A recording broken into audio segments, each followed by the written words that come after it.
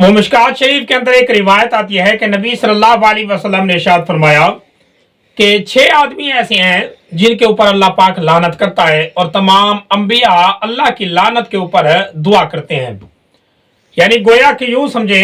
कि अल्लाह पाक लानत की बददुआ करता है, लानत करता है और अंबिया उसके लिए बददुआ करते हैं। अंबिया भी लानत करते हैं और अल्लाह पाक भी लानत करते हैं इन 6 अशखास के ऊपर जो अभी मैं आपके सामने रखता हूं। उनमें से पहला शख्स नबी सल्लल्लाहु अलैहि वसल्लम ने इरशाद फरमाया वो बंदा है जो किताबुल्लाह के अंदर ज्यादती करता है। यानी एक मसला कुरान मजीद के अंदर जिस तरह आया हुआ है तो किसी वजह से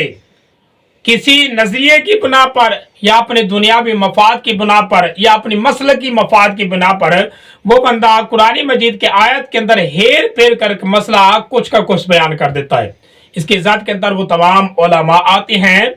जो मसलकी और फिरका वारियत की ज़ात में आकर कुरान मजीद के कती और सरी मसाइल के अंदर रद्द बदल करते हैं और मानवी तब्दीली करने की कोशिश कर रहे हैं। लिहाजा इन उलमा के ऊपर भी अल्लाह पाक की लानत है। और दूसरे नंबर पर नबी सल्लल्लाहु अलैहि वसल्लम ने शायद फरमाया वो शख्स जो अल्लाह की हराम करदा चीज को हलाल करता है। और तीसरे नंबर पर वो शख्स जो अल्लाह तबारक व तआला ने जिन रिश्तों को मेरी औलाद में से नबी सल्लल्लाहु अलैहि वसल्लम ने शायद फरमाया मेरी औलाद में से वो शख्स जो रिश्तों को हलाल कर देता है, यानी हराम कर लिया अल्लाह पाक ने कोई चीज और उसने हलाल कर दिया। या फिर इसका मतलब यूं बनता है कि नबी सल्लल्लाहु अलैहि वसल्लम सरातन अपनी औलाद और अहले बैत की तरफ इशारा करते हैं कि आपके अहले बैत में से कोई शख्स अगर अल्लाह की हराम करदा चीज को हलाल करेगा तो वो ज्यादा मुस्तहिक अल्लाह पाक की लानत का होगा। या दूसरा मतलब फिर यूं बनता है कि रिश्तों में यानी अल्लाह ने जो औरतें हराम कर दिया उनको हलाल करता है। और चौथे नंबर पर अल्लाह पाक की तकदीर का इनकार करने वाला, यानी वो तकदीर जो अल्लाह पाक ने लिख दी है, यानी दुनिया के अंदर जो उसके ऊपर मामलात आते हैं, अच्छाई होती है बुराई होती है तो अल्लाह पाक की तरफ से आ रही है, लेकिन ये अल्लाह पाक के दुई मसाइब या खुशी का इनकार कर देता है। इसके नीचे भी बहुत सारे मसाइल हैं जो काबिले फहम है। और इसी तरीके से 5वें नंबर पर जो वईद आती है वो काबिले तज़किरा है इस हदीस के अंदर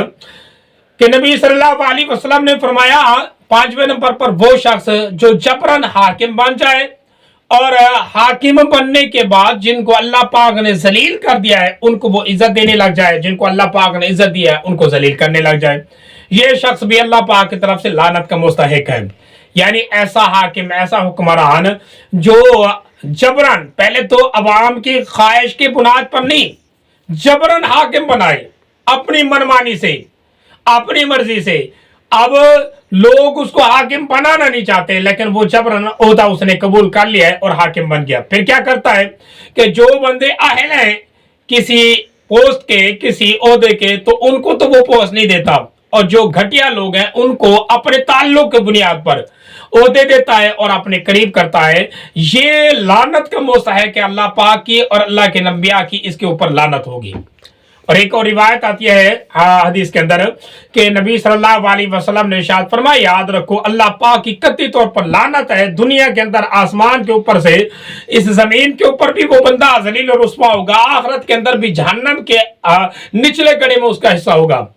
कि वो बंदा जिसको अल्लाह पाक ने कुछ ओहदा दिया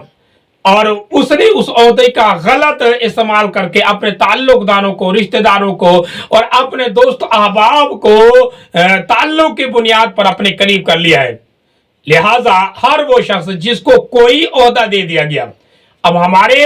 अवाम के हाथ में क्या था, एक वोट का ओहदा था, तो हमने अगर इसी ओहदे को अपने ताल्लुक की बुनियाद पर गलत इस्तेमाल किया है तो हम भी इस लानत के मुस्तहिक होंगे।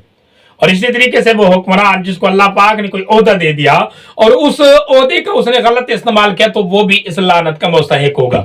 पर इसी तरह 6 नंबर पर जो वईद आती है वो नबी सल्लल्लाहु अलैहि वसल्लम की वो बंदा जो हुजूर सल्लल्लाहु अलैहि वसल्लम की सुन्नत को छोड़ने वाला हो, यानी अपनी मनमानी की जिंदगी गुजारने वाला हो, नबी सल्लल्लाहु अलैहि वसल्लम की सुन्नत के मुताबिक जिंदगी ना गुजार रहा हो। یا آپ صلی اللہ علیہ وسلم کی سنت کے مطابق کچھ کام ہے وہ ان کو تو پسند نہیں کرتا لیکن رسمی جو کام ہے ان کو پسند کرتا ہے، تو یہ بندہ بھی لعنت کا مستحق ہوگا۔ بہرحال یہ 6 انسان ایسے ہیں ان کے اوپر اللہ تبارک و تعالیٰ کی طرف سے اور انبیاء کی طرف سے لعنت ہوگی۔